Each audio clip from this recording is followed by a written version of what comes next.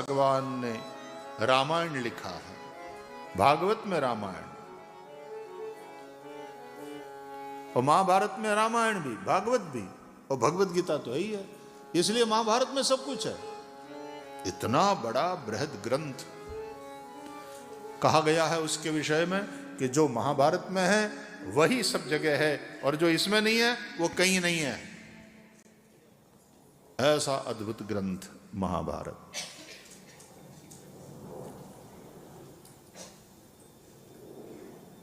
भगवान श्री राम के चरित्र का गायन किया गया है। चंद्रवंश की कथा है और चंद्रवंश में राजा ययाति का चरित्र 2 अध्याय में। ययाति का जो बेटा है यदु, उस यदु का ही जो वंश आगे चला उसको यदुवंश कहा गया और उस यदुवंश में ही भगवान श्री कृष्ण का प्रागट्य है।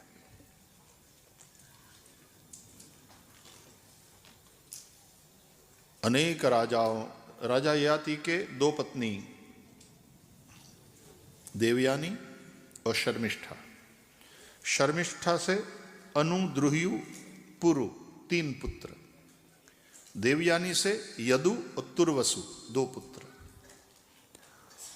तो उन 5 पुत्रों के वंश का वर्णन इसमें है। तो यदु के वंश में आगे चल करके वसुदेव हुए और वसुदेव का विवाह देवकी के साथ हुआ। देवकी से 8 पुत्र और 1 पुत्री हुए। 8वें पुत्र के रूप में साक्षात भगवान श्री कृष्ण का प्रागट्य हुआ।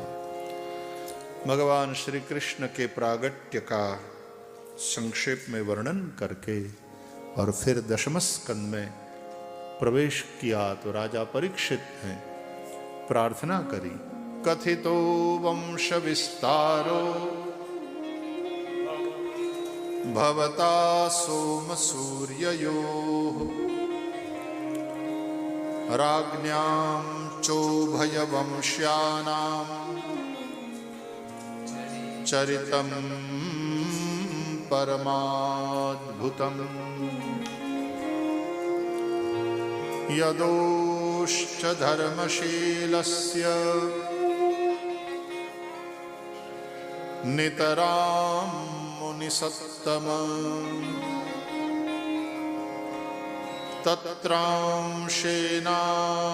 तत्रांशेनावतीर्णस्य विष्णोर्वीर्याणि शंसनः।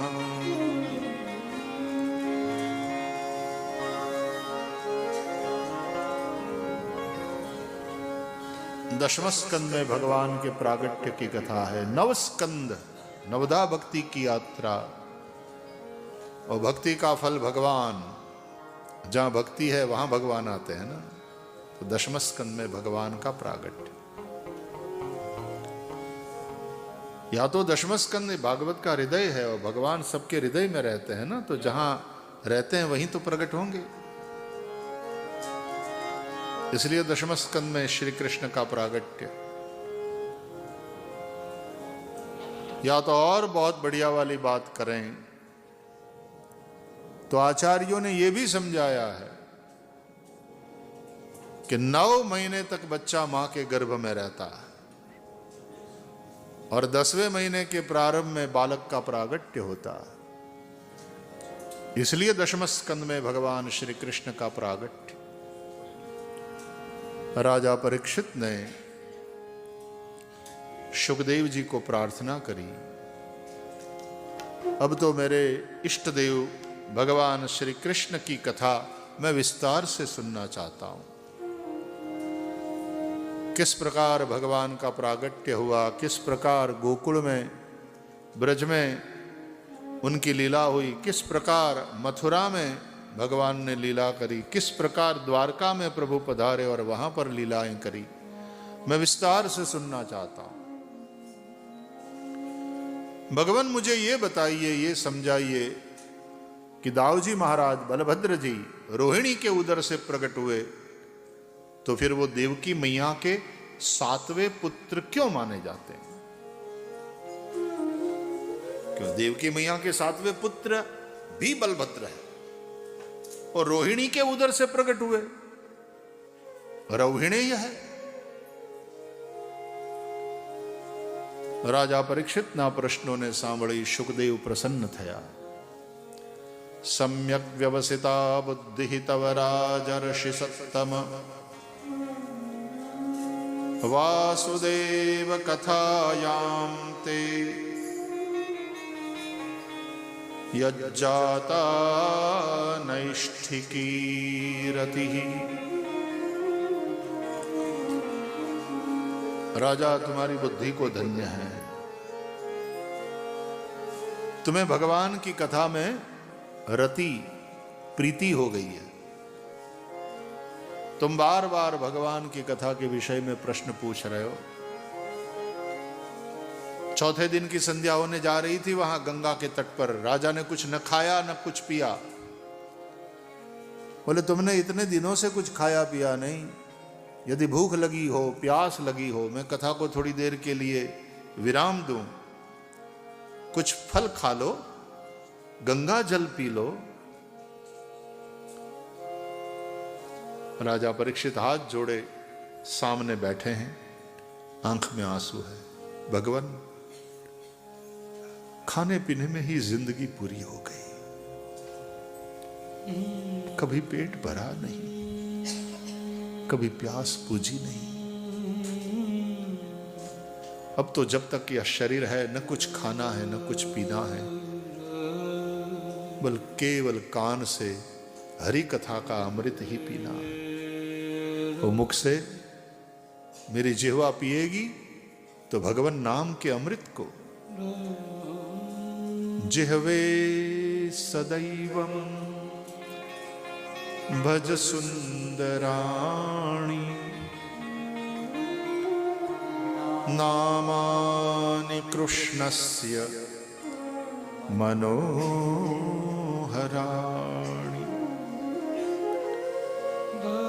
समस्त भक्तार्ति विनाशनानि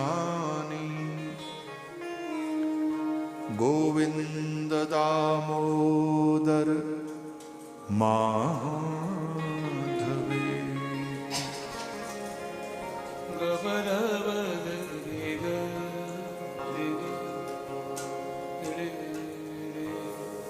गुरु ग्रंथ साहब में भी भगवान राम और भगवान कृष्ण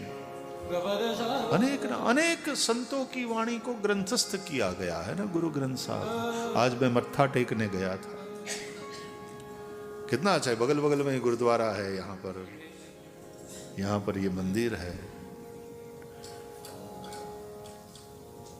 एक दूसरे के यहाँ कोई प्रसंग है तो एक दूसरे साथ में खड़े हो जाते हैं। ये प्यार है, ये परस्पर सद्भाव है।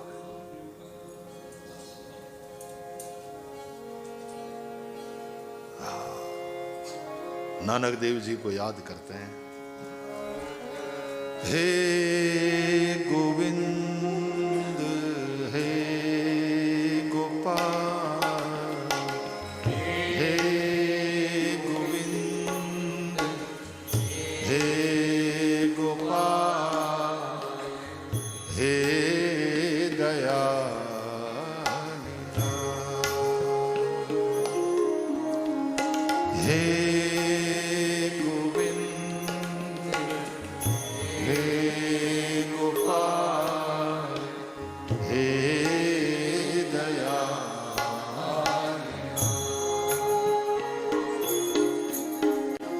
हे समरथ अगम पूरण, समरथ अगम पूरण, हे समरथ अगम पूरण, समरथ अगम पूरण,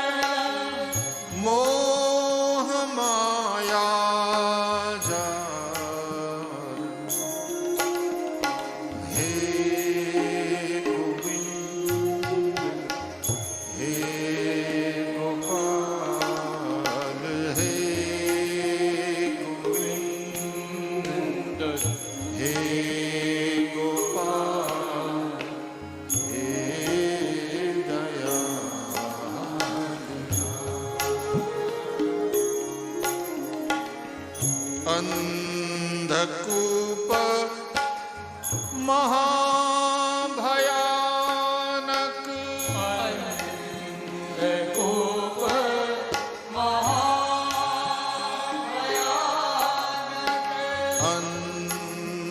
अंधकूप महाभया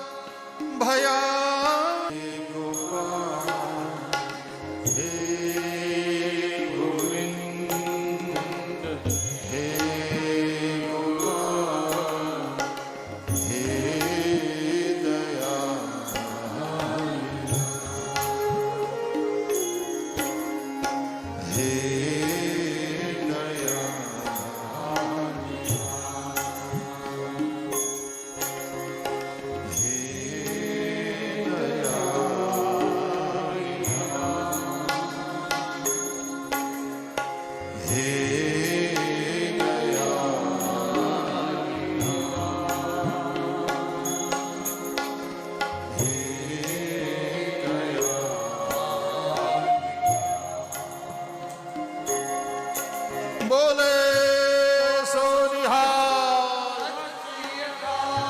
वाहेगुरु जी का खालसा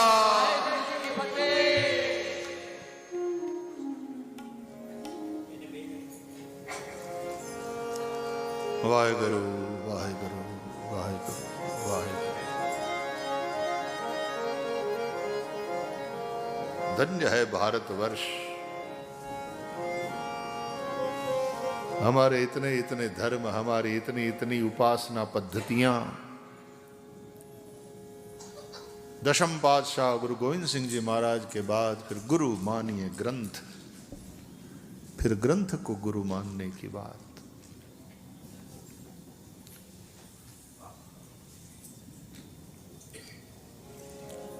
रामचरितमानस को भी गोस्वामी तुलसीदास जी गुरु कहते हैं। सदगुरु ज्ञान विराग जोग के, और विबुध वैद भव भीम रोग के। ग्रंथ ही गुरु है।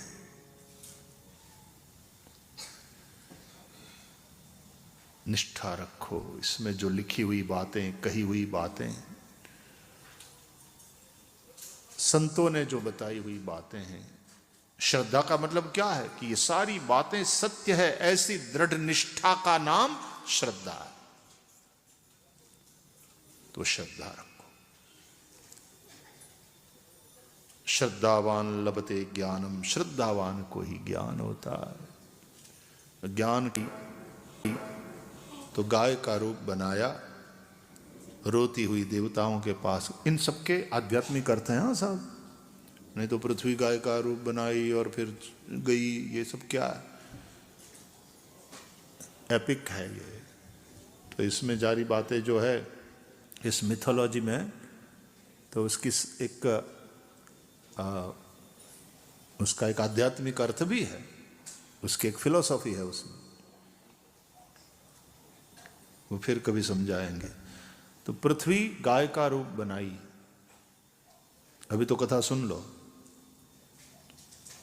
गाय का रूप बना करके पृथ्वी रोती हुई गई देवताओं के पास, अपना दुखड़ा सुनाया।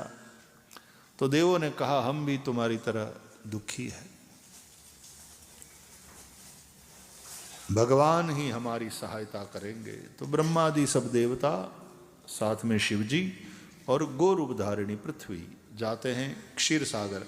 तो वहां क्षीर समुद्र है एक, और उसमें शेष शैया में भगवान विष्णु शयन करते हैं। अब पूछोगे कि वो क्षीर समुद्र कहाँ है? और शेष वाली शैया, ये कैसा बेड है? कैसा बेड है ये? वाटर बेड भी आता है ना इस तरह का, और स्प्रिंग वाला भी आता है, वो नरम नरम गद्दी वाले गद्दे और शेष शैया। अच्छा, सांप की शैया भूल जाओ, तुम्हारे बेडरूम में सांप है ये भी पता चले, सो पाओगे? सोने की बात जाने तो अंदर घुसोगे?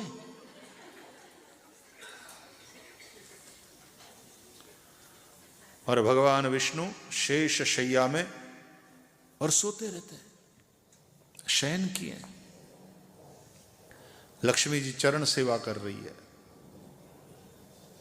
नारद वीणा बजा रहे हैं, भगवान की नाभि से कमल निकला हुआ है और कमल में ब्रह्मा जी बैठे हैं। See how all this things are symbolic, और सबके अर्थ है, इसका रहस्य है।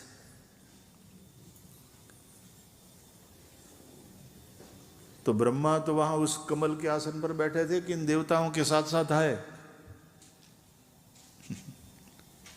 ब्रह्मादि देवता आए हैं मिलकर के, साथ में शंकर जी है, गौरूप धारिणी पृथ्वी है, और चारों तरफ क्षीर सागर तो पानी ही पानी। ये सब खड़े कहां रहे, कहां पर खड़े होकर इन्होंने प्रार्थना की? यदि बुद्धिपूर्वक तुम पढ़ोगे भागवत को तो बहुत सारे प्रश्न उठ खड़े होंगे। इसलिए पुराणों की कथा बुद्धि से नहीं सुनना चाहिए, भावपूर्वक सुनना चाहिए। लेकिन प्रश्न करना चाहिए, करने का तुम्हें अधिकार है, और प्रश्न उठना भी चाहिए कि ऐसा कैसे, व्हाट डज दैट मीन? तो उसका रहस्य समझ में आएगा। वो कहानी फिर सही। इन सब ने स्तुति करी, शेषशाही नारायण